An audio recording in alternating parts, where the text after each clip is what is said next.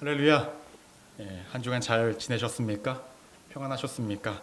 성도님들의 기도로 모든 일정 잘 마치고 이렇게 왔습니다. 언제나 하는 생각이지만 우리 성도님과 함께하는 것이 제일 좋습니다. 아무리 좋은 여행 갔다 와도 우리 성도님들 뭐라고 말씀하시죠? 집이 제일 좋다라고 말씀하시지 않습니까? 여러 가지 사역을 경험하고 와도 우리 성도님들과 함께 걷는 그 신앙의 여정이 제일 좋고 이곳에서 함께 신앙생활하는 것이 가장 행복합니다. 너무나 좋습니다. 진짜라니까요.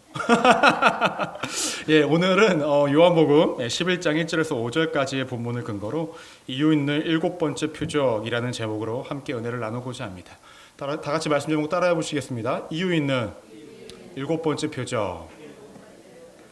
우리 좌우에 계신 분들하고 인사를 안 했네요. 옆에 분들하고 이렇게 인사하겠습니다. 잘 오셨습니다.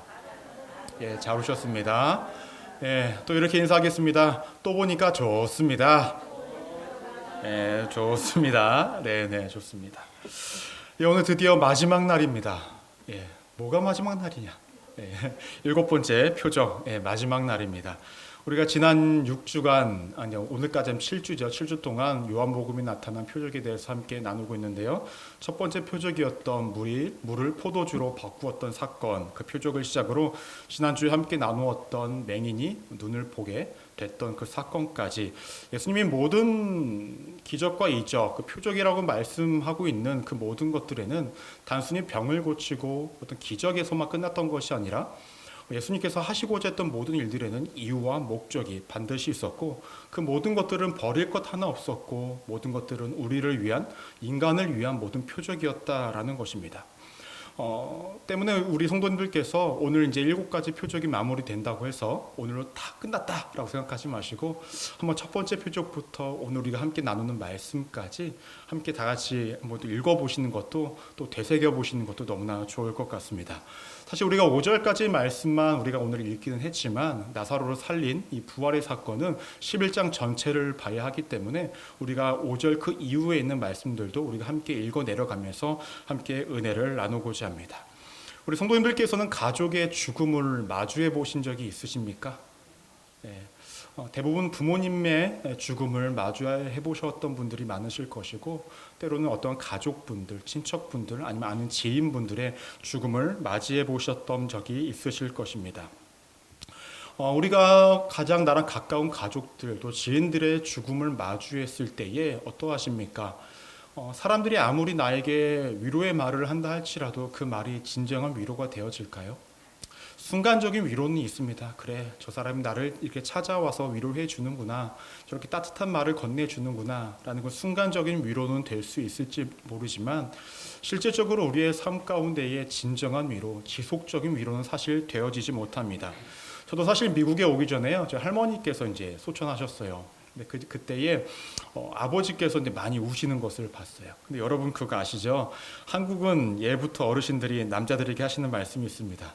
남자는 우는 거 아니다. 그렇죠? 그래서 한국 남자들의 눈물이 굉장히 박해요. 그렇죠? 남자들이 많은 사람들 앞에서 운다라고 하는 것은 굉장히 창피한 일인 것처럼 어렸을 때부터 어른들에게 들어왔기 때문에 남자들은 어떻게 눈물을 참으려고 합니다. 그럼에도 불구하고 남자도 일생에서 3번 운다라고 이런 말들을 해요. 근데 이 3번은요 사람마다 말이 다 달라요. 하지만 공통적으로 들어가는 것 중에 하나가 무엇이냐면 부모님이 돌아가셨을 때는 남자도 운다라고 얘기합니다. 왜 그럴까요? 그만큼 가족의 죽음이라는 것은 그 어떤 것으로도 대체할 수 없고 대신할 수 없는 너무나 큰 슬픔이고 아픔이기 때문에 그러합니다. 오늘 말씀을 보시면 마리아와 마르다 이 두 여인의 가족인 오라버니인 이 나사로가 이제 죽음을 맞이하게 됩니다. 한 번에 죽은 것이 아니라 아마도 긴 병치레를 했던 것 같습니다. 병치레를 하다가 죽게 되었으니 이 두 여인은 얼마나 슬펐을까요? 오늘 말씀 1절 말씀을 보시면 이렇게 시작을 하고 있습니다. 어떤 병자가 있으니 이는 마리아와 그 자매 마르다의 마을 베다니에 있는 나사로라라고 얘기합니다. 어떠한 병이 걸렸는지는 모르겠지만 중요한 것은 어떠한 의술로도 어떠한 사람도 이 병을 고칠 수 없었다라는 것입니다. 근데 이때에 이 자매가 선택한 것은 무엇이었냐면 예수님께 사람을 보내서 나사로가 병들었다라는 것을 알리는 거였어요. 여러분, 만약에 예수님이 내가 아는 곳에 계시다라고 한다면 내 가족이 병들었다고 한다면 여러분은 그냥 내 가족이 병들었습니다 라는 소식만 알리실 것입니까? 아니죠. 빨리 오세요. 빨리 오셔서 고쳐주십시오라고 얘기를 했을 것인데, 이 마리아와 마르다는 뭐라고 얘기합니까? 그냥 이 나사로가 병들었다라는 소식만을 전하고 있을 뿐이었습니다. 왜 이 여인들은 예수님께 고쳐달라는 말 한마디를 하지 않았을까라는 거예요. 왜 그랬을까요?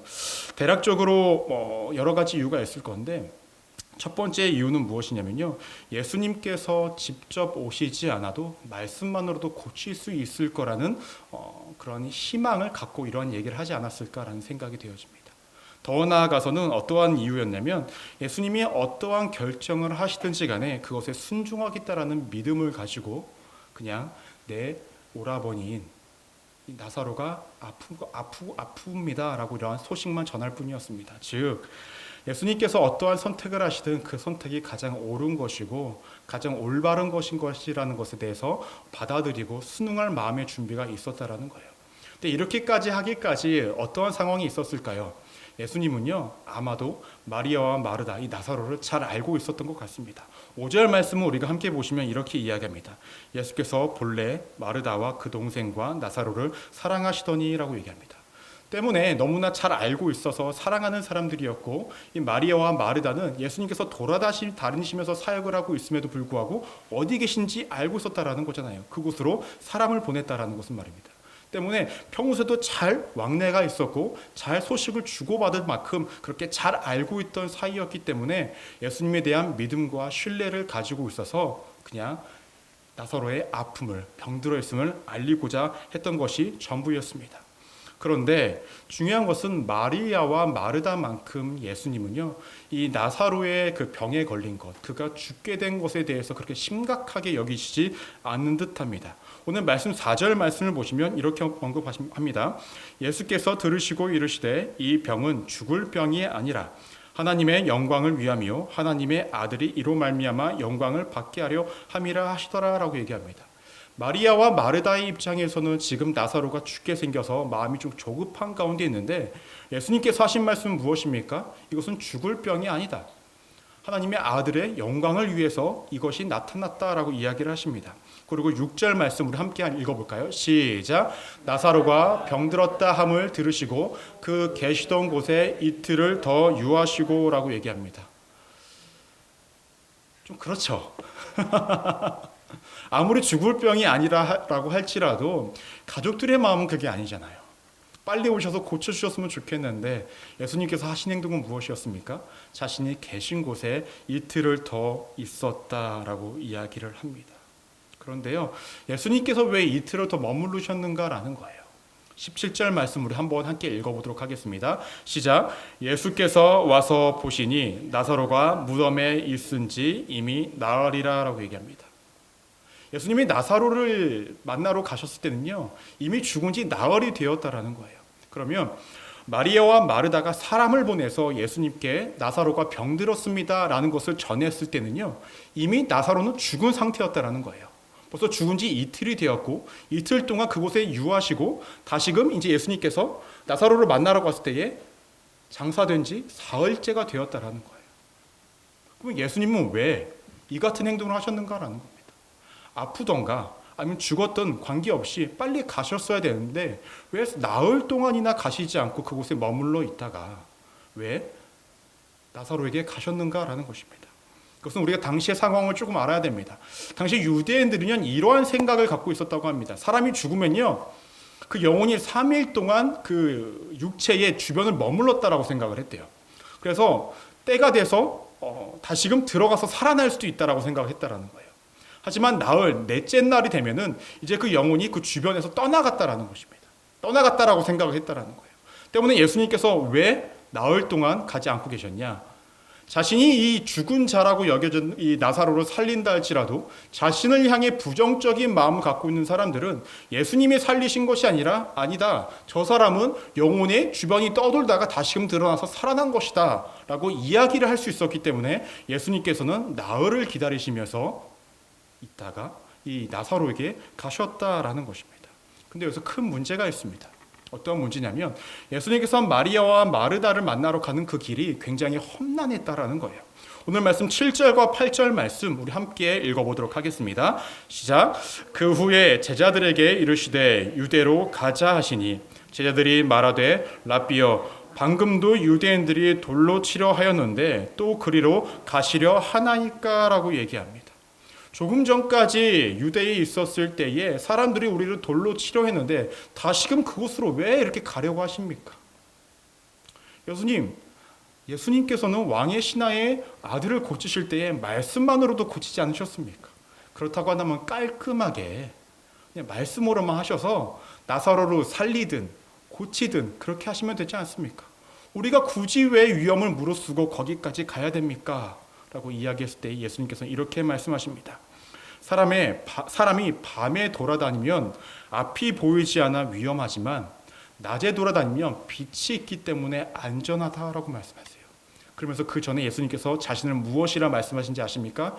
나는 세상의 빛이다 라고 말씀하십니다. 빛인 나와 함께 걸어가는 그 여정은 낮에 다니는 것 같이 밝은 곳을 다니는 것이기 때문에 너네가 결단코 위험하지 않으니 걱정하지 말고 우리가 함께 나사로에게 가자라고 이렇게 말씀을 하신 것입니다. 그리고 예수님께서 말씀하신 것이 11절 말씀을 보시면 이렇게 언급합니다. 이 말씀을 하신 후에 또 이르시되 우리 친구 나사로가 잠들었도다. 그러나 내가 깨우러 가노라라고 얘기합니다. 이미 사실 시점은 나사로가 죽은 상황인데 예수님께서 하신 말씀은 잠들었다라고 내가 깨우러 간다라고 말씀합니다. 이때 제자들이 뭐라고 얘기하는지 아십니까? 12절 말씀을 한번 읽어볼까요? 시작. 제자들이 이르되 주여 잠들었으면 낫겠나이다 하더라 라고 얘기합니다. 여러분 정말로 몸이 아플 때요. 정말로 몸이 아플 때 잠이 옵니까? 잠이 안 와요. 그렇죠? 진짜 아프면 잠을 잘 수가 없어요. 자다가도 깨요. 그러니까 제자들은요. 정말로 나사로가 죽은 것이 아니라 정말로 아픈 상황이었는데 잠들었다라고 말씀을 하시니 몸이 조금 나아졌나 보다.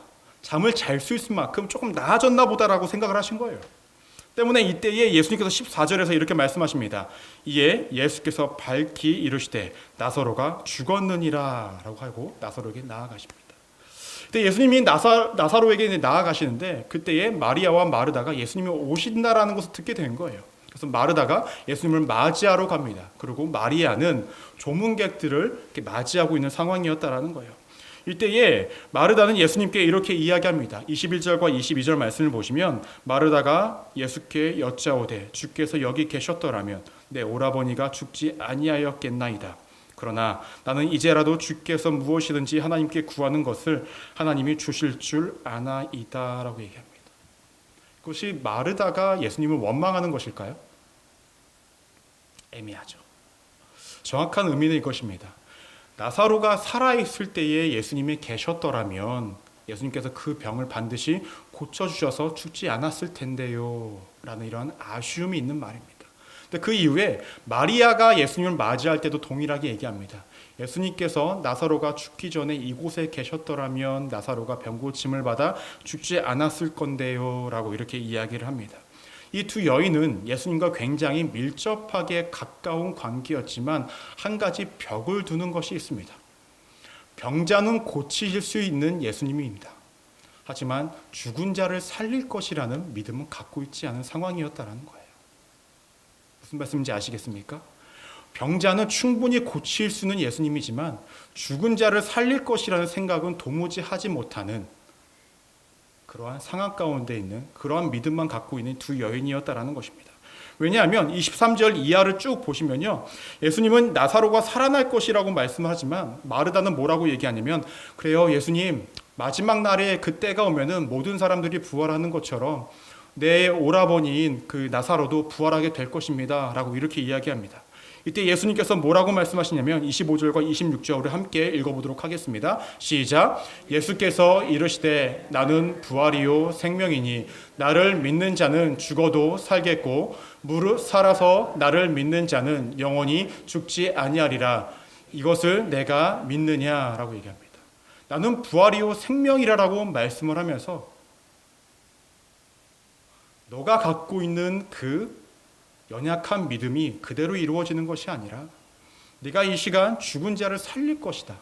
내가 생명이고 부활이니 내 오라버니인 이 나사로를 나중이 아닌 지금 살리겠다라고 이렇게 말씀을 하고 있는 것입니다.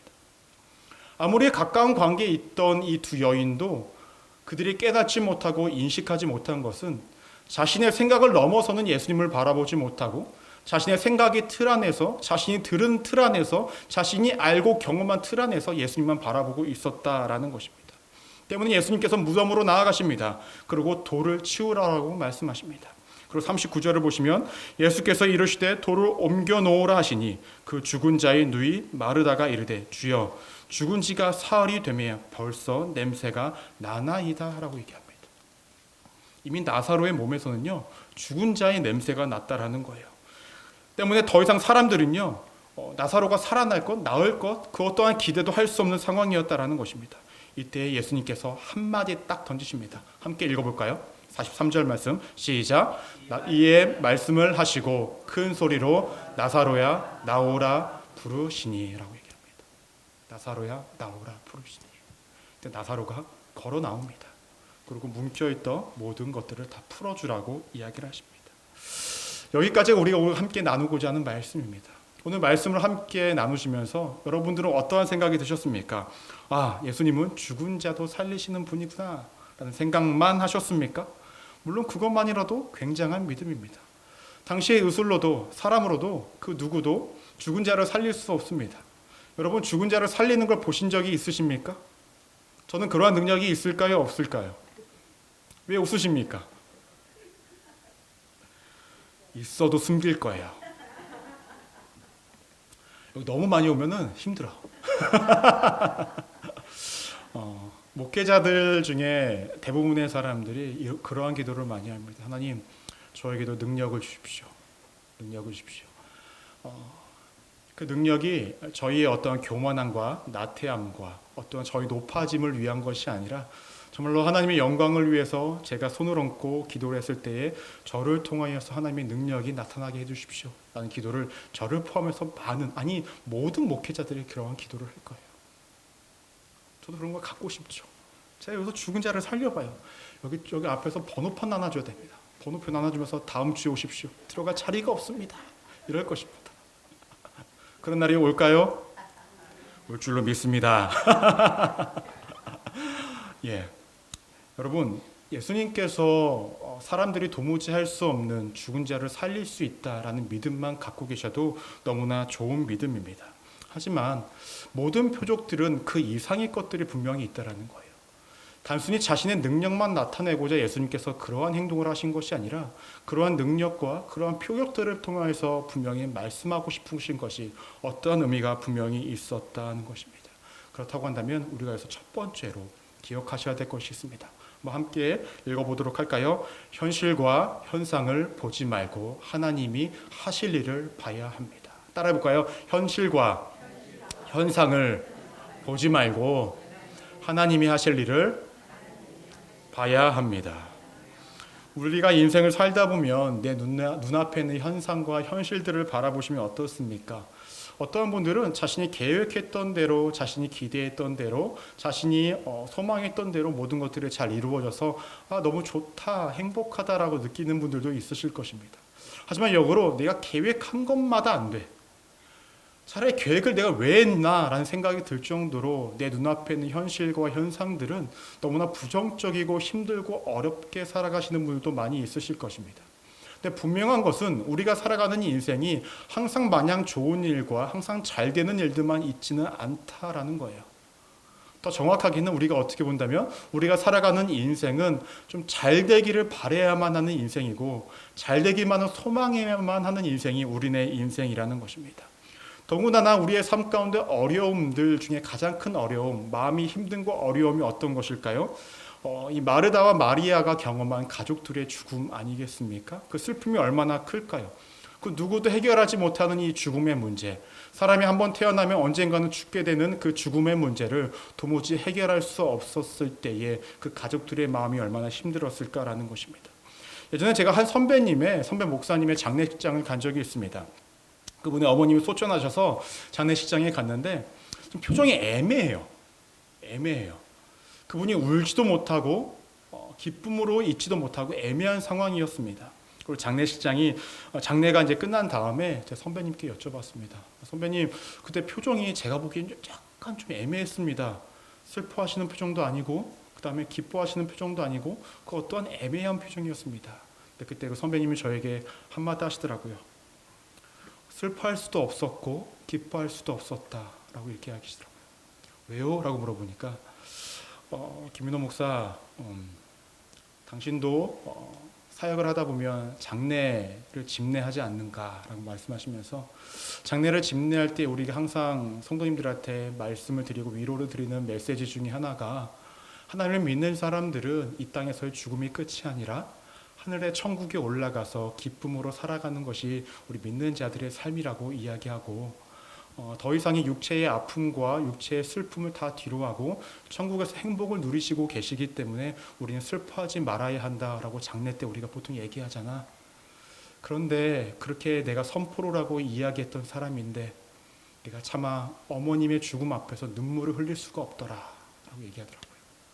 더나 그렇다고 해서 내가 마냥 웃을 수도 없더라 라고 이렇게 이야기하더라고요. 그래서 울지도 못하고 웃지도 못하는 그러한 상황 가운데 이어져서 너무나 더 힘들었다라고 말씀을 하시더라고요.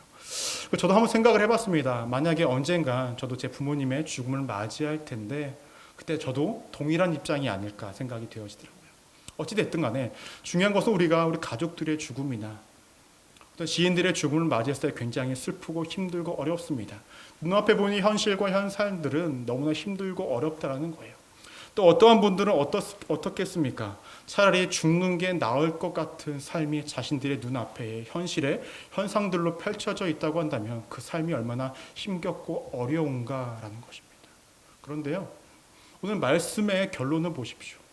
예수님께서 마리아와 마르다는 오라버니의 죽음을 눈앞에 두었고 많은 사람들의 슬픔과 어려움 가운데 현실적으로 현상적으로는 모든 것들이 침체되어져 있고 자신들 스스로는 아무것도 할 수 없고 슬픔 가운데 빠져 있지만 그 가운데서 예수님이 하신 행동은 무엇이었습니까? 나사로를 살렸다라는 거예요. 제가 오늘 이 시간 이야기 드리고자 하는 것은 무엇입니까?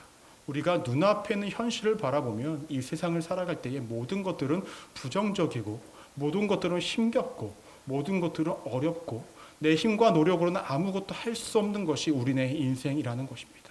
그럴 때 여러분, 내 눈앞에 있는 현실과 현상과 상황과 환경을 바라보지 마시고 그때 무엇을 바라보셔야 합니까? 하나님이 하실 일을 바라봐야 된다는 거예요.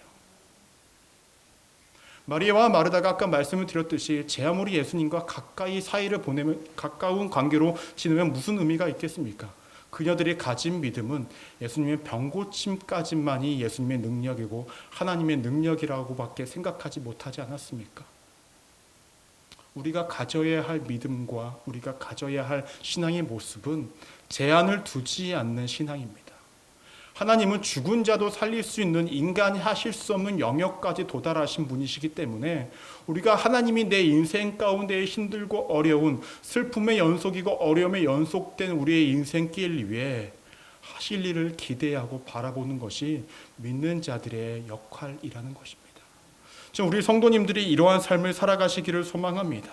그냥 힘들고 어려운 내 눈앞에 있는 현실과 현상을 바라보며 좌절하고 낭망하고 쓰러지고 그냥 그 자리에 주저앉는 인생으로 살아가는 것이 아니라 그 가운데서도 세상 사람들이 아무도 도와주지 않고 아무도 할 수 없는 그 일을 하나님은 내 삶 가운데 일하실 것이라는 그 기대감과 소망과 희망을 가지고 믿음으로 살아가시기를 소망합니다. 오늘 말씀은 단순히 한 사람을 살린 것으로만 끝난 것이 아니라 우리가 이러한 시선과 이러한 관점과 이러한 믿음을 갖길 원하시는 예수님의 하나의 행동이셨다라는 거예요. 순복음 소망교회 우리 믿음의 성도님들, 현실과 현상을 바라보지 마시고 하나님이 하실 일을 바라보시기 바랍니다. 그러면 내 삶과 환경 가운데 모든 것들이 부정적으로 많이 큰 높은 벽처럼 여겨지는 많은 것들이 있다 할지라도 그 모든 것들을 단숨에 무너뜨리시고 모든 상황을 완전히 바꾸실 하나님이 반드시 일하실 것입니다. 이러한 경험을 하시는 믿음의 성도님들 되시기를 주님의 이름으로 축원합니다. 두 번째로 기억하셔야 될 것은 무엇이냐면 능력을 보지 말고 의미를 봐야 한다라는 거예요. 따라해 볼까요? 능력을 보지 말고 의미를 봐야 합니다. 아까도 말씀드렸지만 오늘과 같은 사건, 죽은 자가 살아났다라고 한다면 사람들은 초점을 어디에 맞출까요? 죽은 자가 살아났대. 살린 사람이 누구야? 라는 것에 우리가 초점을 맞추며 살아갑니다. 이것이 나쁜 것일까요? 아니요. 가장 일반적이고 가장 이상하지 않은 모습입니다. 하지만 예수님께서 원하셨던 것은 단순히 나의 능력을 드러내는 것, 하나님이 살아계심을 역사하심을 능력적인 것만 드러내시기 위해서 이 같은 행동을 하신 것은 아니었다라는 거예요. 하나님께서 예수님을 통해서 이같이 행동을 하신 것은 예수님이 하나님의 아들이심을 명확하게 보여주시고자 한 것입니다. 예수님께서는 사람을 살린 것을 대단한 것이라 여기지 않으십니다. 하나님께서 사람을 살리는 것은 그렇게 대단한 것이 아니라 여기신다라는 거예요. 제가 미국에 와서 느낀 것이 하나가 있습니다. 우리 성도님들의 댁에 이렇게 가다 보면 이렇게 말씀해 주시는 것이 있어요. 이거는 우리 남편이 만들었습니다. 테이블로 딱 보여주시는 거예요. 우와, 전 딱 생각이 들죠. 책장을 딱 만드셨대요. 우와. 집을 더 크게 연장하시는 것도 만드셨대요. 우와. 대단하다. 근데 그분들에게 여쭤보면 하는 말이 미국은 다 그렇게 살아요. 이렇게 말씀하시는 거예요. 그리고 시간만 있으면 웬만한 거 다 만들어서 지냅니다. 라고 이렇게 말씀하시는 거예요. 그것을 못하는 저의 입장에서는 그 능력이 대단해 보이는 거예요. 집에서 못 하나 박는 것도 힘겹게 하는 제 입장에서는 그러한 생각이 들 수밖에 없다는 것입니다. 하지만 이곳에 계신 남편분들의 대부분은 그것을 큰 능력이라 생각하지 않고 그냥 당연한 것이라 여긴다는 것입니다. 또 어릴 적에 저희 아버지를 제가 봤을 때 와, 내가 못하는 것을 막 하는 거야, 아버지가. 우와, 저건 어떻게 들어, 저 무거운 걸. 성인이 돼서고 보니까 아버지가 그렇게 대단한 사람은 아니었더라고요. 어른이면 다 할 수 있는 것들을 해주셨던 것이 아버지였어요. 하지만 어렸을 때의 아버지를 보면 아버지가 정말로 히어로처럼 영웅처럼 보이고 대단한 사람처럼 보였다라는 거예요. 왜냐하면 나에겐 그런 능력이 없기 때문에. 하지만 하나님은요, 죽은 자를 살리는 것이 대단하지 않다고 여기십니다. 왜냐? 당연히 할 수 있는 거기 때문에. 그 당연한 걸 너 왜 이렇게 놀래니? 라고 얘기합니다. 그래서 한국에 이제 목사님들이 많이 이런 설교를 하시죠. 기적은 기적이 아닙니다. 무슨 말일까요? 하나님은 다 하실 수 있는데 왜 그게 기적이라고 생각하니? 하나님 입장에서 그건 당연한 거야. 라고 말씀하신다는 거예요. 사람을 살리는 것도 인간의 눈으로 봤을 땐 대단했지만 엄청난 것들이지만 하나님의 입장에서는 별로 중요한 이게 뭐 어렵다고 쟤는 왜 저래? 라고 이렇게 여기시는 것들에 불과하다라는 것입니다. 그렇다고 한다면 하나님은 예수님을 통해서 한 사람을 살리는 것을 통해서 무엇인가를 보여주시고자 했던 것이 있었다라는 거예요. 무엇일까요? 예수님의 죽음과 부활을 예표하기 위해서 보여주셨다라는 거예요. 앞으로 시간이 지나면 예수님 분명히 십자가에 못 박히셔서 죽으실 것입니다. 그리고 사흘 만에 부활하실 것이에요. 그 사건을 미리 나사로를 통하여서 보여주시고자 있었다라는 것입니다. 때문에 제자들도 그렇고 주변의 마리아 마르다와 그 주변의 많은 사람들이 예수님의 죽음과 부활을 믿기를 원했다라는 것입니다. 그 사건을 보여줌으로 통하여서 단순히 한 사람을 살릴 수 있는 능력을 보여주신 걸로만 끝내는 것이 아니라 이 사건을 통하여서 예수님이 우리를 위해 죽으시고 부활하신 사건을 믿게끔 하기 위한 그 의미가 있었다라는 것입니다. 우리의 삶 가운데도 기적적인 측면이 분명히 필요할 때가 있습니다. 정말 내 힘으로 할 수 없는 것들, 내 능력으로 할 수 없는 것들, 세상의 의사들이 고치지 못한다고 하는 우리의 마음의 병들, 우리 육체의 병들, 우리의 영혼의 병들, 그 모든 것들은 기적적인 하나님의 능력이 필요합니다. 근데 그것들이 치료되어지고 고쳐지고 모든 것들이 해결되었을 때 우리의 그 능력만 찬양하고 능력만 바라보는 것이 아니라 내 삶 가운데 그러한 능력이 왜 임했는지, 왜 그 많은 사람들 중에서도 하나님께서는 그 병을 나에게 왜 치료를 해주셨는지, 이 문제를 왜 해결해 주셨는지 그 의미를 우리가 찾을 수 있어야 한다라는 것입니다. 그렇지 않는 사람들은 어떻게 되는지 아십니까? 요한복음 11장 하반절 후반을 좀 보시면요, 이 나사로를 살린 사건을 통하여서 유대인들의 몇몇 사람들이 예수님을 믿기를 시작합니다. 대제사장과 바리새인들을 함께 모여서 예수님을 죽이려고 합니다. 여러분 잘 기억하십시오. 예수님을 믿겠다고 여기 유대인들이 나중에 어떻게 합니까? 예수님을 십자가에 못 박는 데 앞장서는 사람들이 되었습니다. 더군다나 이 능력마저도 믿지 않은 사람들은 지금 유대인들과 바리새인들과 대제사장들은 당장 예수님을 죽이려고 모의를 하고 토의를 하고 회의를 하는 사람들이었다라는 거예요. 우리가 능력적인 측면 그것만 보고 있다고 한다면 우리의 믿음은요 굉장히 단순해집니다. 굉장히 일시적일 수밖에 없다라는 거예요. 더 큰 자극적인 능력이 우리의 삶 가운데 이루어지지 않는다고 한다면, 더 큰 엄청난 능력이 내 삶 가운데 이루어지지 않는다고 한다면 우리는 더 이상 예수를 믿지 않을 수밖에 없다라는 것입니다. 여러분, 우리의 삶 가운데 하나님은 힘들고 어려운 것들을 다 아십니다. 그에 따른 응답과 능력적인 측면은 우리의 삶 가운데 충분히 주실 수 있는 분이십니다. 믿으십니까? 여러분들의 삶의 문제 오랫동안 이루어지지 않아서 저에게 기도 제목 주신 것들, 그거요 하나님께는 일도 아닙니다. 단지 하나님의 시간표가 있다는 거예요. 그 때를 위해 하나님은 여전히 준비하고 계시고 여러분들의 응답의 발걸음을 향해 나아가고 계시다라는 것입니다. 중요한 건 우리가 능력을 바라는 것 그 이면에 내게 능력이 주어졌을 때에, 하나님의 능력이 내 삶에 임하였을 때에 왜 이때에 왜 이러한 응답을, 왜 이러한 문제 해결을 나에게 주셨는가 라는 그 의미를 발견할 수 있어야만 한다는 것입니다. 당시의 사람들은 나사로의 죽음과 부활을 통해서 예수님의 죽음과 부활을 발견하지 못했어요. 때문에 그들의 믿음은 흔들릴 수밖에 없었고 그들의 고난과 아픔을 예수님을 배반할 수밖에 없었다라는 것입니다. 좀 우리가 그러한 삶을 살아가지 않기를 소망합니다. 우리가 능력을 바라보는 걸로만 끝나는 것이 아니라 의미를 찾기까지 나아간다고 한다면 우리는 결단코 흔들리지 않은 믿음 가운데 살아갈 수 있다는 것입니다. 말씀을 정리하고자 합니다. 여러분, 오늘은 단순히 한 사람을 살린 사건, 부활시킨 사건으로만 마무리 짓는 것이 아닙니다. 예수님이 하신 모든 것들에는 이유와 목적이 있고 분명히 알려주시고자 하는 것이 분명히 있었다는 것입니다. 오늘 말씀에서 명확히 이야기합니다. 너희의 눈앞에 있는 현실과 현상을 보지 말고 내가 너희의 삶 가운데 행할 그 일을 바라봐야 한다라고 말씀하십니다.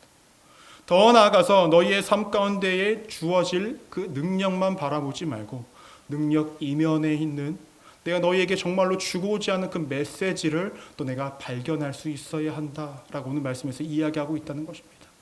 저는 저와 우리 모두가 이러한 삶을 살아가기를 소망합니다. 아멘. 때로 이렇게 발견하고 하나님 하실 일을 기다리고 또 애타게 있는 그것들이 너무나 힘들고 어렵게 느껴질 수도 있습니다. 하지만 우리가 그것을 해낼 수 있다고 한다면, 우리가 믿음으로 견딤의 믿음을 가질 수 있다고 한다면 하나님은 우리가 예상한 것, 우리가 기대한 것 이상의 것들을 우리에게 보여주실 것입니다. 마리아와 마르다는 예수님이 우리와 함께 계셨더라면, 나사로가 살아있을 때 함께 계셨더라면 예수님은 고치실 수 있었을 텐데, 이가 죽지 않았을 텐데 라는 그 고백으로 끝나는 인생이 되지 않기를 소망합니다. 나사로가 죽었을지라도 하나님이 하실 일이 분명히 있으시고 살리셨을 때 그 목적과 의미가 반드시 있다라는 그 믿음까지 나아가시는 우리 믿음의 성도님들 되시기를 주님의 이름으로 축원합니다. 기도하시겠습니다.